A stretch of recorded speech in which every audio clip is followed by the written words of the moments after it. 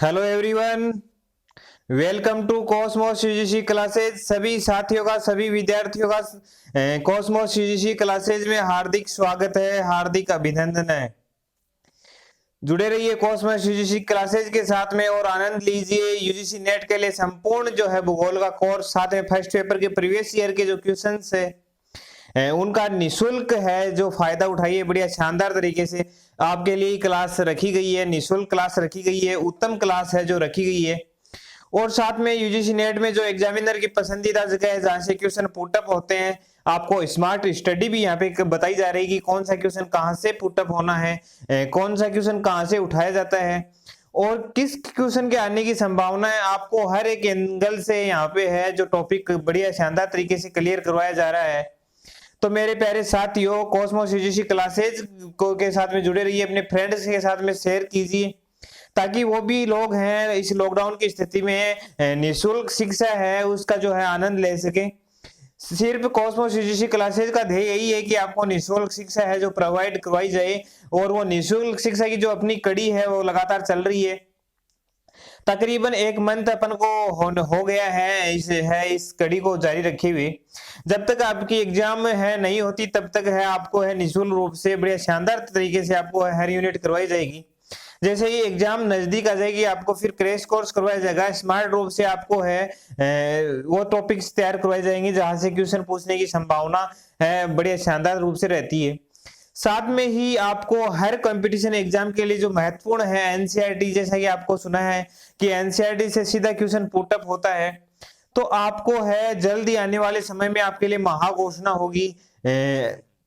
अगस्त के माह में महाघोषणा होगी आपके, मतलब नेक्स्ट मंथ में आपके लिए घोषणा होगी कि आपको है संपूर्ण एनसीईआरटी भी यहाँ पे निःशुल्क रूप से जो हर कंपटीशन एग्जाम है, मतलब कोई भी एग्जाम हो, राजस्थान पटवारी पुलिस हो, एनटीपीसी हो, अन्यथा जो भी एग्जाम है जिसमें भूगोल से संबंधित क्वेश्चन आते हैं, यूजीसी नेट हो, फर्स्ट ग्रेड हो, इनमें जो भी है वो क्वेश्चन आते हैं भूगोल से संबंधित। और क्लास 12th के लिए तो महत्वपूर्ण है ही वो चीज, पीजी के लिए महत्वपूर्ण है, यूजी क्लासेस के महत्वपूर्ण है। यानी कि कहें तो संपूर्ण जो है भूगोल के विद्यार्थी है उनके लिए एक है जो प्लस पॉइंट होगा कि यहाँ पे आपको 6th क्लास से 12th क्लास तक संपूर्ण जो एनसीईआरटी है यहाँ पे करवाई जाएगी बढ़िया शानदार तरीके से, बढ़िया जबरदस्त तरीके से आपको यहाँ पे एनसीईआरटी करवाई जाएगी।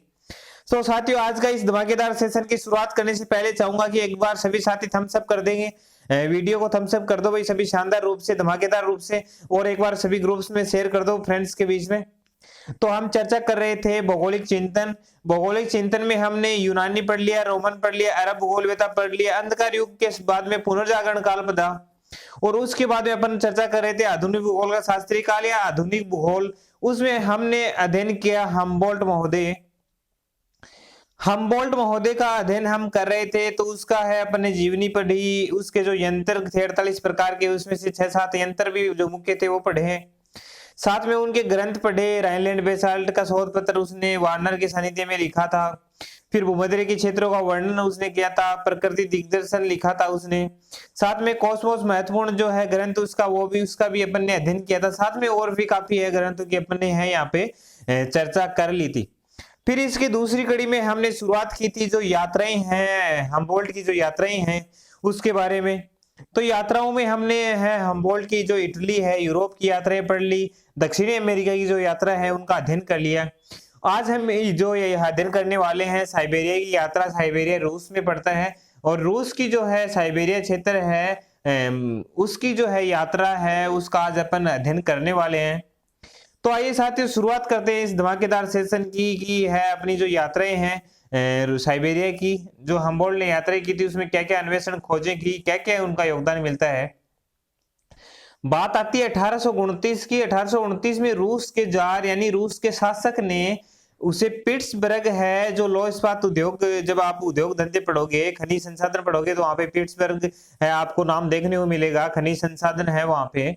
तो पिट्सबर्ग है आमंत्रित किया, पिट्सबर्ग क्षेत्र में आमंत्रित किया रूस के जो शासक है उसने किसको किया, हम्बोल्ट को किया, और साइबेरिया की अज्ञात भूमि को खोजने का कार्य सौंपा कि जो साइबेरिया रूस की है कि जो अज्ञात भूमि है जिसके बारे में किसी को जानकारी नहीं है, वहां पे क्या खनिज संसाधन है, क्या वहां पे है मिलते हैं, जो यानी कि महत्वपूर्ण चीज वस्तुएं वहां पे क्या है, और जो है अनभिज्ञ है लोग उस भूमि से, तो उसको खोजने का कार्य किसने सौंपा? रूस के जार ने, रूस के शासक ने हम्बोल्ट को 2829 में सौंपा और पीट्सबर्ग जो है आमंत्रित किया।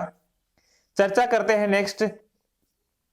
उसने साइबेरिया की इस यात्रा में अल्टाई पर्वत की यात्राएं की।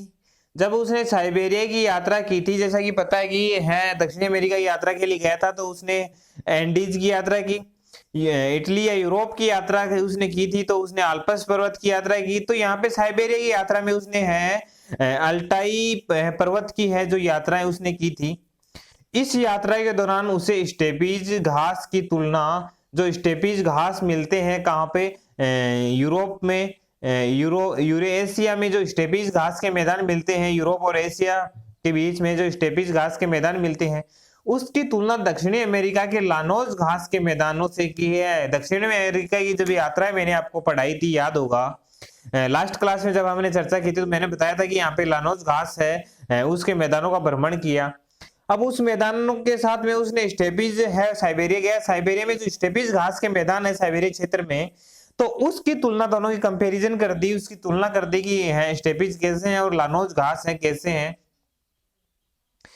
ब्राजील के पर्वतों में सोना व प्लेटिनम, यह है प्लेटिनम की, सोना और प्लेटिनम की खानों में हीरे मिलने के आधार पर, कि वहां पे उसको हीरे मिले थे, हीरो के जो है कच्चा रूप मिला था, अवशेष मिले थे। तो ब्राजील है, ब्राजील के पर्वतों में सोना व प्लेटिनम की खानों में हीरे मिलने के आधार पर यह भविष्यवाणी की, उसने भविष्यवाणी की कि यूराल पर्वत है कि सोने व प्लेटिनम की खानों में हीरे मिलेंगे, कि जो यूराल पर्वत है उसकी जो है सोने व प्लेटिनम की खानों में जो है हीरे मिलेंगे। उसने पर्वत है दूसरा जो ब्राजील का है, ब्राजील का जो है पर्वत है उसकी तुलना है यूराल पर्वत से की है, कि वहां पे भी है सोने प्लेटिनम की खानों में हीरे मिले, तो यहाँ भी सोने प्लेटिनम की खानों में जो है हीरे मिलेंगे। और उसकी यह भविष्यवाणी बाद में सही साबित हुई। उसने ऐसे ही बता दिया था, अपने है विचार विमर्श करके अपने ज्ञान के आधार पर बताया था कि जो है यूराल पर्वत है उसकी सोना प्लेटिनम की खानों में हीरे मिलेंगे। लेकिन काफी समय गुजर जाने के बाद में जब वहां पे खोज कार्य हुआ, हम्बोल्ट की बात का अमल हुआ, तो वहां पे हकीकत में जो है हीरे मिले वहां पे, और हम्बोल्ट की बात है वो सही साबित हुई। इस प्रकार हम्बोल्ट को तुलनात्मक भूगोल का पिता और संस्थापक कहा जाता है। ये बात आपको ध्यान में रखना है, जो आपको हाईलाइट किया हुआ है ये कथन आपको है नोट कर लेना है, तुलनात्मक भूगोल का पिता व संस्थापक। एक साथ एक चीज मैं आपको बताना चाहूंगा मेरे प्यारे साथियों, कि जब ये एक तो है भूगोल का पिता, भूगोल की प्रथम शुरुआत, भूगोल का संस्थापक, ऐसे जो भी शब्द आ रहे हैं इनको आपको एक जगह नोट कर लेना है सभी को। उसको ये फायदा आपको यह रहेगा कि आप उसको एक साथ अध्ययन करोगे तो आपको इसमें कंफ्यूजन नहीं होगी कि कौन सा पिता है, कौन सा संस्थापक है, कौन ने प्रथम बार है उसका आविष्कार किया है। ऐसे आपको है जो है इसमें प्रॉफिट मिलेगा, पढ़ने में आसानी रहेगी। तो मेरा एडवाइस यही है आप लोगों को कि आप है उसको एक साथ में है आप उसको लिखते जाइए, लास्ट में संकलन हो जाए, फिर उसका आप है जो अध्ययन कीजिए, आपको इसमें बहुत सारा प्रॉफिट मिलने वाला है। यहाँ पे दो बात सामने आती है, तुलनात्मक भूगोल का पिता संस्थापक तो कौन है? हम्बोल्ट है। लेकिन तुलनात्मक भूगोल नामक कृति किसकी है? रिटर की है, जो अपन आगे नेक्स्ट पढ़ेंगे। तुलनात्मक भूगोल नामक कृति है जो रिटर की है। और तुलनात्मक भूगोल का प्रारंभ करता यहाँ पे देखने को मिलता है थियोफ्रेस्टस है। अब जब मैंने यूनानी भूगोलवेताओं में थियोफ्रेस्टस पढ़ाया था, आप देखना अपने नोट्स में टटोलना उस चीज को, वहां पे मिलेगा तुलनात्मक भूगोल का प्रारंभ करता, और वहां पे आएगा थियोफ्रेस्टस में, आप देखना चेक करना। अगर आपने ये वीडियो भी नहीं देखा है तो आप दोबारा प्लेलिस्ट में जाके वीडियो देख सकते हैं थियोफ्रेस्टस का, यूनानी भूगोलवेताओं का जो वीडियो डाले हुए हैं, तो उन वीडियोज में आप देख सकते हैं थियोफ्रेस्टस, वहां पे आपको मिलेगा तुलनात्मक भूगोल का प्रारंभ करता है थियोफ्रेस्टस। फिर तुलनात्मक भूगोल का पिता व संस्थापक कौन है? हम्बोल्ट। तुलनात्मक भूगोल नामक कृति किसकी है? रिटर। तो यहाँ से 3 क्वेश्चन आपके हैं जो बन रहे हैं बढ़िया शानदार तरीके से। हम्बोल्ट ने इस यात्रा के दौरान विश्व का पहला तापमान के वितरण को प्रदर्शित करने वाला मानचित्र बनाया। मतलब तापमान के वितरण को प्रदर्शित करने वाला जो है मानचित्र पहला बनाया था। किसने? हम्बोल्ट ने बनाया था। समान तापमान वाले स्थानों को एक रेखा के माध्यम से दर्शाया था। कि जो समान तापमान है, जो समान जगह का तापमान है, उनको एक रेखा से के माध्यम से उसको दर्शाया था, मिलाया था। इस रेखा को समताप रेखा कहते हैं या आइसोथर्म है, उन्होंने नाम दिया था कि आइसोथर्म बोले या समताप रेखा है, उसको बोल सकते हैं अपन।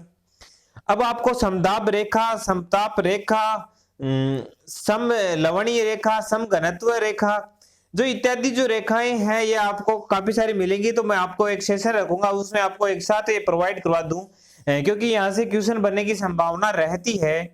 अब एग्जामिनर ये क्वेश्चन पुटअप कर ले कि जो है समान तापमान को मिलाने वाली रेखाएं कौन सी है, समताप, समदाप, समघनत्व, समलवणीय या और भी अन्य भी है जो है वो है। तो इसमें आपको सही आंसर, अगर आपने अध्ययन किया है, क्लासेस ऑब्जेक्टिव एक ली है, तो इसमें समताप रेखा है, वही है, आपको ऑप्शन क्लिक करना है। और इसमें इतना ज्यादा हार्ड क्वेश्चन नहीं, भूगोल में आपको है सीधा क्वेश्चन देखने को मिलेगा, आप तो बस डेडिकेट बेस पे बने रहो। और मेरे प्यारे साथियों, मैं तो आज यही बात कहता हूँ, रेगुलर बने रहेगा वही सिलेक्शन लेके जाएगा। जो रेगुलर बेसिस पे बने रहेगा, संपूर्ण है यूनिट का अध्ययन करेगा। ऐसे नहीं आपने एक क्लास देख ली, दो देख ली और फिर नहीं देखी, फिर बीच में से देख ली, ऐसे कुछ नहीं है।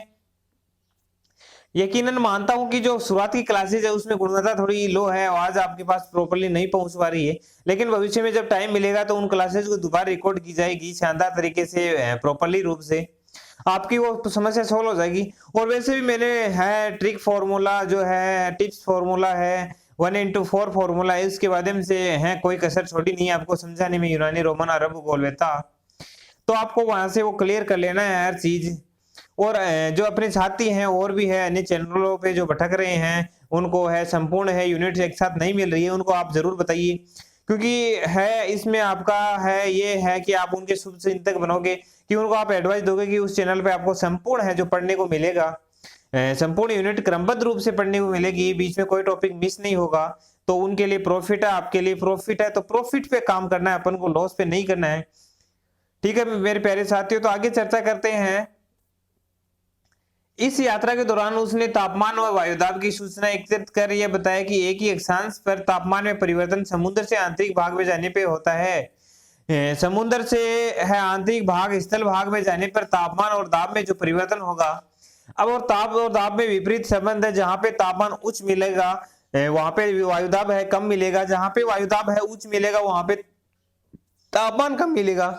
तो 0 डिग्री पर सूर्य जैसे आपको पता है 2 बार चमकता है, और वैसे उत्तर भारत में अब है कर्क रेखा पर है जो सूर्य है 21 जून को आया था, अब वापिस जा रहा है विषुवत रेखा पर, वहां पहुंचेगा ये 23 सितंबर को वापिस। पहले 21 मार्च को था, फिर 21 जून को हमारे यहाँ गया कर्क रेखा उत्तरी भारत में, फिर वो 23 सितंबर को है वापिस विषुवत रेखा पे चले जाएगा, फिर मकर रेखा पे 22 दिसंबर को पहुंचेगा, जब अपन ने उत्तरी भारत में सर्दी हो जाएगी उस समय। तो है अब है वर्तमान में सूर्य का है 21 डिग्री कर्क रेखा पे 23.5 डिग्री पे, तो वहां पे उच्च वायुदाब है, उच्च वायुदाब नहीं उच्च तापमान है, तो वायुदाब कम है। तभी ही दक्षिणी पश्चिमी जो मानसूनी पवने हैं, मतलब दक्षिणी गोलार्ध से जो पवने चलती है उनको है वहां वायुदाब क्या है उच्च है। और उत्तरी गोलार्ध है, उत्तरी गोलार्ध में जब अपने भारत की चर्चा करेंगे तो वहां पे वायुदाब निम्न है, तो उच्च वायुदाब से निम्न वायुदाब की हवाएं चलती हैं, तो मानसून भारत में प्रवेश करता है। और इस बार आपको पता है मानसून की देरी है, जब अपन मानसून का टॉपिक पढ़ेंगे तब आपको है भारत का मानसून जब पढ़ेंगे अपन है भारत का भूगोल में, तब आपको विस्तृत रूप से यहाँ पे चर्चा करवाई जाएगी। साथियों आप तो बस है बने रहिए अपने इस चैनल पे, आपको एक एक चीज, कोई चीज आपको छोड़ी नहीं जाएगी, आपको बेहतरीन से बेहतरीन देखने को मिलेगा। और ये देखने को मिलेगा कि क्योंकि उद्देश्य कॉस्मोस यूजीसी क्लासेस का यही है कि आपको निःशुल्क दी जाए, हमें किसी प्रकार का आपको कोई 10% की आवश्यकता नहीं है। हम बस जब आप एग्जाम में सफल हो जाओगे तब हमारा जो है हमारा लक्ष्य पूरा हो जाएगा, जो कॉस्मोस यूजीसी क्लासेस को जो बनाने का लक्ष्य है वो पूरा हो जाएगा। आगे चर्चा करते हैं। इस प्रकार उसने महाद्वीपीयता की संकल्पना का प्रतिपादन किया, किसने किया? हम्बोल्ट ने। आपको ध्यान में रखना है कि महाद्वीपीयता की संकल्पना का प्रतिपादन किसने किया? हम्बोल्ट ने किया। अर्थात महाद्वीपों के आंतरिक भागों में जलवायु विषम जलवायु मिलती, क्यों मिलती है? क्योंकि वहां पे है जलवाष्प की कमी है या नम जलवायु नहीं पाई जाती हुई, तापमान उच्च रहता है। तटीय भागों में जलवायु सम पाई जाती है। भारत का, अब भारत के निवासी तो आपको पता है, भारत के तो तटीय क्षेत्र जैसे केरला है, गोवा है, ये तो तटीय क्षेत्र है पश्चिमी घाट के। पूर्वी घाट के तटीय क्षेत्रों पे है नम जलवायु पाई जाती है, वहां पे बरसात भी होती है। अब वर्तमान में है वहां पे शानदार बरसात हो रही, कहाँ पे जो है अपना पश्चिमी तट है, यहाँ पे शानदार रूप से बरसात हो रही है।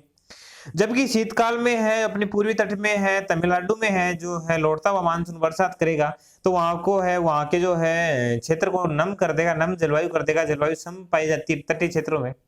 तो महाद्वीपीयता की संकल्पना है कि महासागरों से महाद्वीप पर जाएंगे तो अंदर जाने पर हमें क्या मिलेगा, विषम जलवायु मिलेगी। इस यात्रा के दौरान हम्बोल्ट ने जलवायु विज्ञान शब्दावली का प्रयोग किया कि इस यात्रा साइबेरिया की यात्रा के दौरान है जलवायु शब्दावली का प्रयोग किया हम्बोल्ट ने। इस शब्दावली के प्रयोग कारण हम्बोल्ट को जलवायु विज्ञान का संस्थापक कहा जाता है। इस शब्दावली के कारण उसको जलवायु विज्ञान का संस्थापक है वो कहा जाता है। इस यात्रा के बाद हम्बोल्ट को रूस के जार ने रिजेंट की उपाधि दी। रिजेंट है एक महान उपाधि दी जाती है रिजेंट की, उसकी उपाधि दी और अपने दरबार में वैज्ञानिक सलाहकार जो है बना लिया कि साइबेरिया की यात्रा जब इसकी कंप्लीट हो गई, रिजेंट की उपाधि देकर एक वैज्ञानिक सलाहकार अपने बना लिया, क्योंकि इसने काफी सारी खोजें हैं, काफी सारी जानकारी है रूस के जार को है जो दी है। तो आज के सेशन में इतना ही। अब इसको एक बार दोबारा आपको है रिवाइज करवाता हूं मैं, क्योंकि क्लास में अपना अपन को याद करना है। 1829 में तो रूस के शासक ने इसको आमंत्रित किया, ठीक है, साइबेरिया में अज्ञात भूमि को खोजने के लिए। फिर ब्राजील के पर्वतों में है उसने सोना और प्लेटिनम की जो है खाने हीरे मिलने की भविष्यवाणी की जो सही साबित हुई। स्टेपी घास की तुलना है लानोस घास से इसने कर दी थी। फिर है तुलनात्मक भूगोल का पिता किसको कहते हैं, हम्बोल्ट को। तुलनात्मक भूगोल जो कृति किसकी है, रिटर की है। तुलनात्मक भूगोल का प्रारंभ करता थियोफ्रेस्टस है। मेरे साथियों आपको तीनों बात में ध्यान रखनी है। तुलनात्मक भूगोल का प्रारंभ करता थियोफ्रेस्टस, तुलनात्मक भूगोल का पिता हम्बोल्ट, तुलनात्मक भूगोल कृति रिटर, तीनों आपको ध्यान में फैक्ट्स ध्यान में रखने हैं। फिर समताप रेखा या आइसोथर्म नाम किसने दिया, हम्बोल्ट ने दिया था। तो आइसोथर्म है शब्दावली का प्रयोग किया था समान तापमान मिलाने वाली रेखाओं को। फिर है महाद्वीपीयता की संकल्पना दी थी कि जैसे जैसे हम है समुद्री क्षेत्र से है महाद्वीप के आंतरिक भाग में प्रवेश करेंगे वहां पे जलवायु विषम मिलेगी देखने को आपको, और विषम जलवायु के साथ में ही वहां पे है तापमान में अधिकता रहने के बाद जलवाष्प की है जो कमी पाई जाती है। ऐसा इसमें महाद्वीपीयता की संकल्पना में बताया था इसने। जलवायु विज्ञान का संस्थापक भी है, इसको कहा जाता है कि जलवायु विज्ञान शब्दावली का प्रयोग किया और जलवायु विज्ञान के बारे में इसने बताया था। मैंने आपसे पहले चर्चा की थी, एक भूगर्भ शास्त्री था, की थी शुरुआत में। जलवायु विज्ञान से इसका संबंध था। समुद्र विज्ञान में पढ़ाया था मैंने दक्षिण अमेरिका के, तो पेरू की धारा इसने खोज की थी। तो मतलब ऑलराउंडर था जो है हम्बोल्ट है, ऑलराउंडर बोल सकते हैं इसको, हर क्षेत्र में इसने काम किया। और किस भूगोलवेता को रूस के जार ने रिजेंट की उपाधि दी थी और अपने दरबार में वैज्ञानिक सलाहकार बनाया था, तो आपको याद रखना है हम्बोल्ट महोदय थे वो। तो साथियों आज के सेशन में इतना ही, मिलते हैं नेक्स्ट सेशन में। आप है इस जो है वीडियो को है शेयर कीजिए फ्रेंड्स के साथ में। अगर आप इस चैनल पे नए हैं तो सब्सक्राइब करें चैनल को और बेल आइकन को दबाना ना भूलें, क्योंकि उससे क्या होता है कि जैसे हमारी क्लासेस यहाँ पे अपलोड होती है आपको है बैक टू बैक है उसका नोटिफिकेशन मिल जाता है और आप बड़े शानदार तरीके से इस क्लास का आनंद ले सकते हो। आपको नोटिफिकेशन मिल जाता है और आप तुरंत है उसका आनंद ले सकते हो। वैसे भी कॉस्मोस यूजीसी क्लासेस की पर डे की क्लास रहती है और टाइमिंग रहता है 4 से 5 के बीच में आपके पास क्लास पहुंच जाती है, अपलोड कर दी जाती है।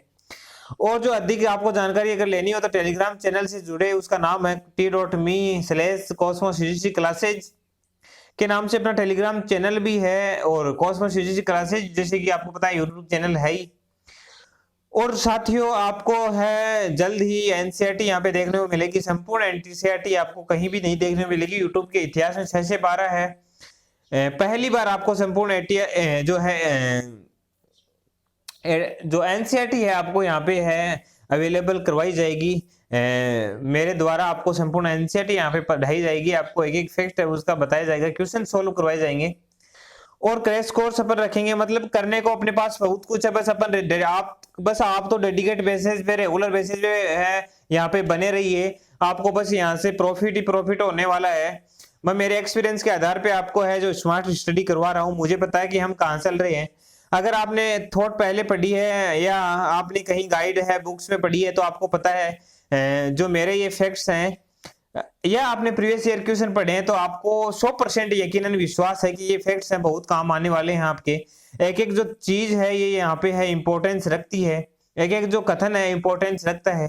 तो चलिए साथी मिलते हैं नेक्स्ट क्लास के साथ में, तब तक की बाय, धन्यवाद। जुड़े रहिए कॉस्मोस यूजीसी क्लासेस के साथ में, लाइक कीजिए, शेयर कीजिए।